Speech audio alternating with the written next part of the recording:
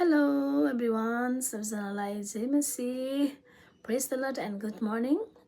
परमेश्वरलाई महिमा भएको आजको यो बिहानी फेरि पनि हजुरहरूको माझमा परमेश्वरको जीवित वचनलाई पढ्न आएको छु।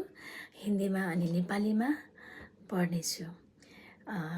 हिन्दीमा नीति वचन च्याप्टर 19 वर्स 21 मा यस्तो लेखिएको छ। हिंदी में पढ़ने जा रही हूँ। मनुष्य के मन में बहुत से कल्पनाएं होती है, परंतु जो युक्ति यहोवा करता है वही स्थिर रहती है। आमेन। प्रेज द लॉर्ड। परमेश्वर का महिमा हो। और नेपाली में भी पढ़ने जा रही हूँ।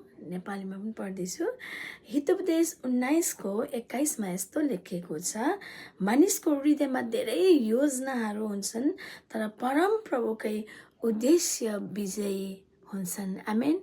प्रेज द लर्ड। परमेश्वरको जीवित वचन पढाइ अनि सुनेमा परमेश्वरले हजुर सबैलाई अनि मलाई पनि आशिष दिउन्। Amen. God bless you all. Have a blessed day.